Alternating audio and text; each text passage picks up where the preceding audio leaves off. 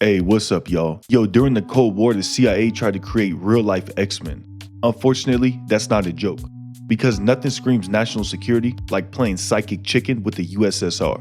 They poured millions into training psychic soldiers to spy on nukes with their minds. We're talking telepathy, astral projection, and spoon bending, all funded by your tax dollars.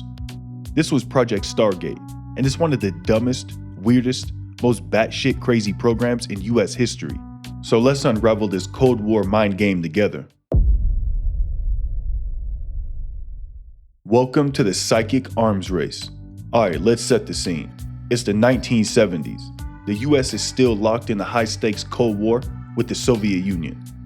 Nukes are pointed in both directions. Espionage is everywhere, and both sides are desperate to find any advantage, no matter how weird, wild, or just straight up dumb it sounds. And you know we do some dumb shit. Go check out my video about the Spy Cats experiment the CIA tried to also do during the Cold War. See, I don't think the CIA barrier to entry tests can be that difficult, man.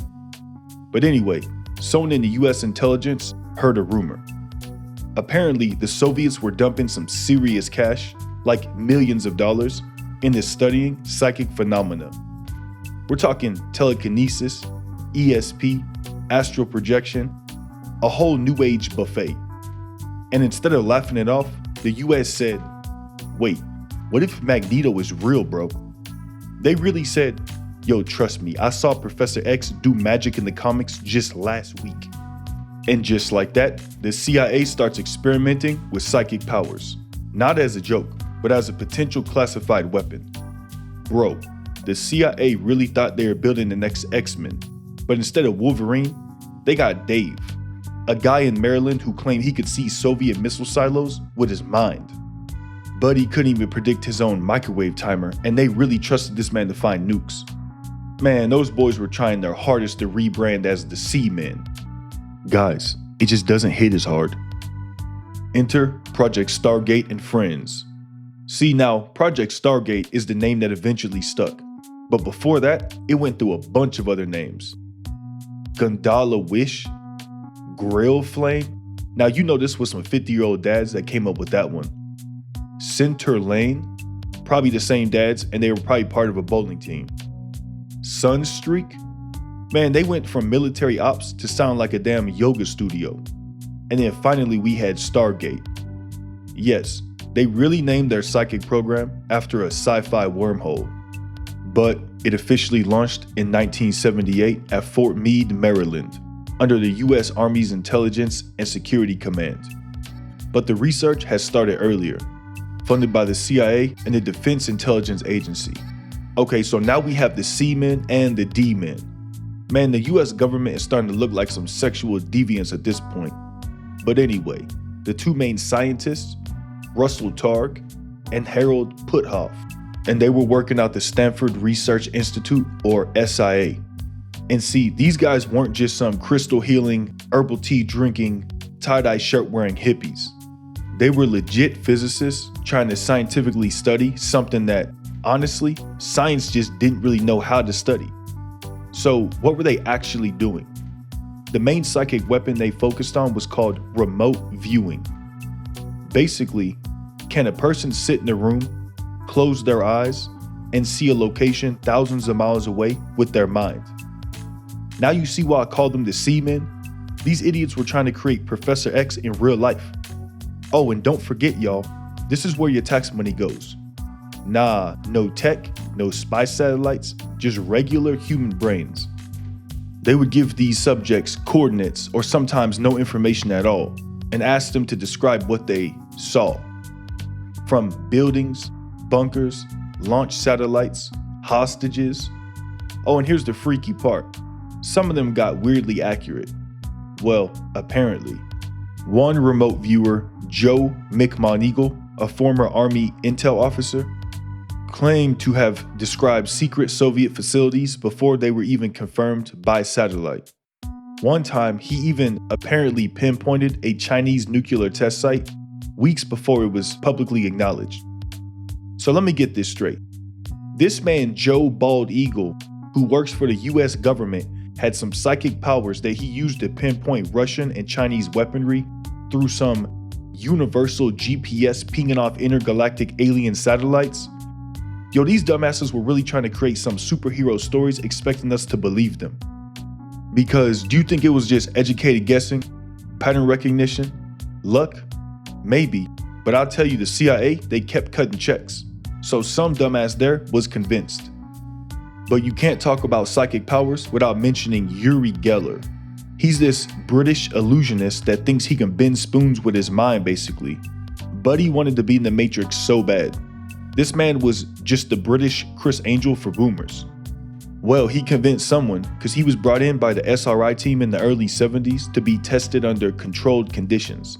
Some of the results allegedly were impressive. He guessed drawings inside sealed envelopes. He influenced a magnetometer from a distance, and he did the classic bend the spoon trick. Critics said it was sleight of hand. SRI said, nah, we double checked it. Skeptics screamed. The government shrugged and just kept on paying them. Because, again, if the Soviets believed this stuff worked, we couldn't afford not to believe it too. Guys, here's the real question. Who wore it better though? Uri Geller, you'll never be as cool as Neo, dummy. So anyway, let's talk results. Across 2 decades, Stargate generated tens of thousands of pages of reports. They ran hundreds of remote viewing sessions. They tried locating hostages in Iran. They tried spying on Soviet weapon sites. They even tried predicting the future. And here's the CIA's own summary after evaluating the data in the 90s. Some individuals showed statistically significant results, but overall, remote viewing has not been proven useful in any intelligence operations. So, translation. Some of it was weirdly accurate, but most of it was straight garbage. So, we're pulling the plug. Bro, I could have told you that. See, this is what's so annoying. I'll take some of these jobs for way less money and save the government millions of dollars. Just run your stupid ass ideas through me first, because I could have let you know that the X-Men were fake. So in 1995, Project Stargate was officially shut down. The final nail came after the Seamen commissioned a report from the American Institutes for Research. And they basically said, okay, cool idea, but this is real life. So stop letting your damn children tell you bedtime stories before they tuck you in at night. But wait, we got some weird stuff. See, we're not done here yet. This is where it gets fun. Even though it was shut down, the classified nature of Stargate meant it fed decades of conspiracy theories. Some ex-remote viewers went public and swore the government was covering up the real results.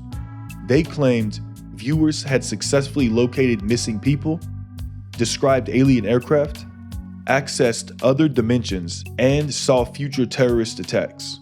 One guy, Ingo Swan, claimed to have remote viewed the moon and saw buildings, lights, and aliens. Now, did the CIA take that part serious? Well, not officially, but they kept watching just in case. Well, of course they did, because they're damn idiots. So, what it left behind? See, after Stargate was shut down, a lot of its documents were declassified. I mean, you can go read them right now. They're crazy as hell. And even though mainstream science wrote it off, some military and intelligence folks stayed fascinated. In fact, interest in PSI phenomena never totally died. It just went private. There are still books, workshops, and ex-Stargate members teaching remote viewing online. Meanwhile, pop culture went nuts with it.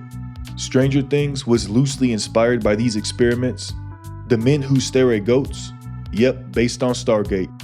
Man, you know the CIA is hype as hell for the new X-Men movie dropping in 2027. Their ass be taking notes. So, was it all just a joke? I mean, what do we honestly make of all this? Was Project Stargate just Cold War paranoia gone full X-Files? Or did we actually stumble onto something that modern science still doesn't know how to measure? Well, here are the facts. The US government did try to weaponize psychic powers. They did spend real money for over 20 years. And they did claim that some results were accurate enough to at least keep the program alive. But in the end, they did pull the plug because it turns out the only mind they bent was their own. But hey, listen up. If you truly believe that these people had psychic powers and were mind-bending reality into the future, then Hey, me too, bro. I believe everything you do, and you should go watch my conspiracy theory video next.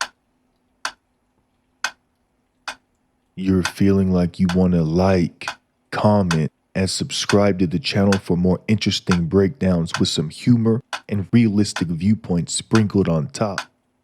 My bad, y'all. I had to see if that shit actually works or not. The C-Men kind of convinced me. But with that, I'ma see y'all next time, and stay safe out there.